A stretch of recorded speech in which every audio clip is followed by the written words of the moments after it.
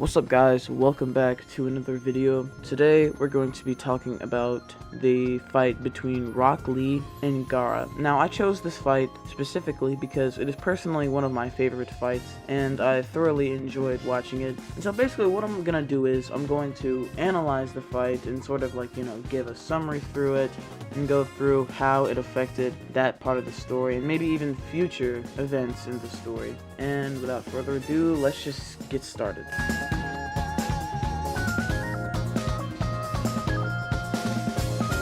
The fight begins with Lee immediately attempting to penetrate Gaara's impenetrable sand shield, trying every which way possible to get into there and land a hit on Gaara. However, Gaara's not going to let him do that and pushes Lee back away, to which he responds by taking off his leg weights that we all definitely knew that he had. Once he does this, his speed becomes insane, and Lee begins making progress to breaking through Gaara's sand shield barrier. And after some trial and error, Lee successfully lands a hit on Gaara, something that no one ever in existence has ever done before. While Lee kicking him was a really extraordinary event, it didn't really mean anything to Gaara since he just has sand armor. And Lee, getting offended by this, not really. He decides, using his extraordinary speed, he decides to kick Gaara up in the air repeatedly and open up the first gate, aka using the jutsu, the primary lotus. But Gaara being Gaara, you wanna know how much that did? Jack shit.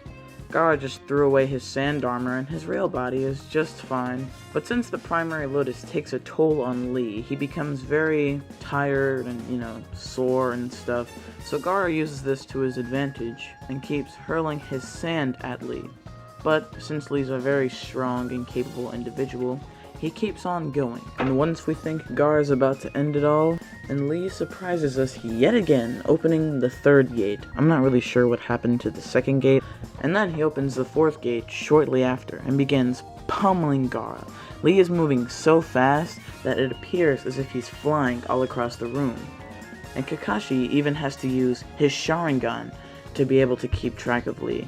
And while Lee is pummeling Gaara, he begins to charge for his final attack, the Hidden Lotus. When Lee opens up the fifth gate, he makes a dire mistake. One of his muscles begins to crack up or sore up or something like that. And he ends up closing his eyes for a quick second. And Gaara uses this to melt his sand gourd or whatever into sand that cushions his fall when Lee gets his final attack, meaning that Gaara wins and Lee doesn't. However, before the fight ends, Gaara catches Lee's left arm and left leg into his sand coffin and crushes his arm and his leg. But even though he's unconscious with a broken leg and a broken arm, Lee still begins to stand up and he still acts like he can fight. What a glorious, glorious show of courage, drive, by power. We stay hungry, we devour. And yeah.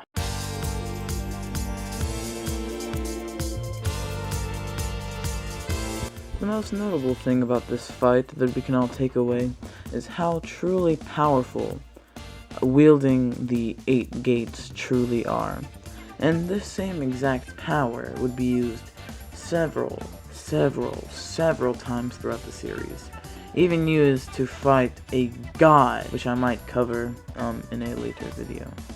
Another effect of this fight was that it was sort of the catalyst to the defeat of Gaara, just like in general. Since Rock Lee was the first person to ever injure Gaara or to ever land a hit on him, when Sasuke fought against him in the third round of the Chunin exams, he was up to speed with how Lee was when he fought against Gaara, and he ended up using some of his taijutsu because he copied it with his Sharingan when they fought previously. And then if Sasuke had never defeated Gaara, then Gaara would have, never gone on his rampage or whatever or something, and then, Naruto wouldn't have taught no jutsu to him. I mean, I'm sure it still would have happened eventually, but, Sasuke Chidoring Gaara in the shoulder, just really pissed him off.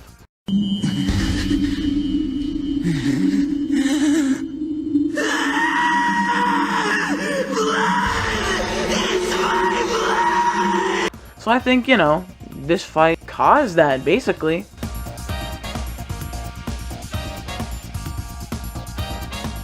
if you're a bit confused on what I'm referring to whenever I say the gates or the 8 gates or something of that sort, well, this is a brief explanation from the Naruto wiki. The 8 gates exist in order to limit the flow of chakra within an individual's body. Ordinarily, individuals can use no more than 20% of their body's potential. The brain's way of protecting the individual from harming their body through overexertion. With training, individuals can learn to remove these limiters, referred to as opening the gates.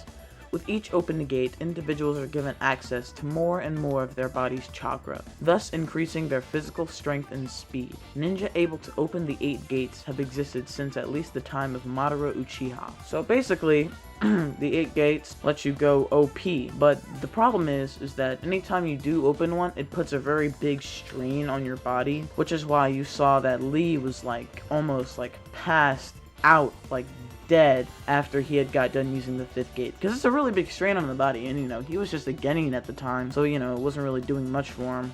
And then one of the most famous gates is the final gate, or the 8th gate, known as the Gate of Death. And the user that uses this, well, as the name may suggest, they die after they use it. Might Guy use this technique against Madara when he was brought back from the dead, and he fought against him, but luckily the main character was there to save him, and he got out all good.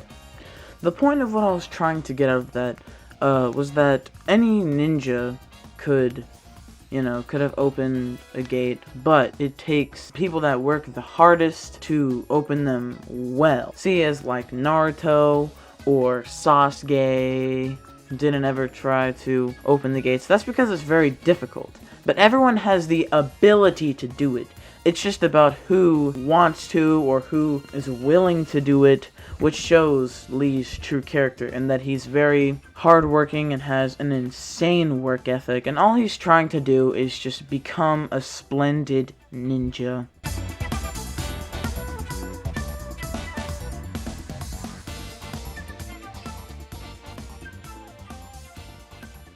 And for this last little part, I'm basically just going to say how the fight impacted, people in the real world. I'm sure that some people were inspired by Lee's determination. They went out and did whatever that was, maybe finish an assignment and be like, yeah, I'm gonna do this assignment because I'm a hard worker, or I'm gonna go work out, or I'm gonna go punch my mom. Whatever it was that they were trying to do, it had an impact on them. And then for a lot of people, this made Lee one of their favorite characters, and this whole fight in general, one of their favorite fights. And it shows that anyone can do anything, you just have to try.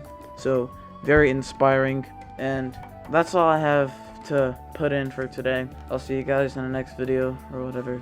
Peace.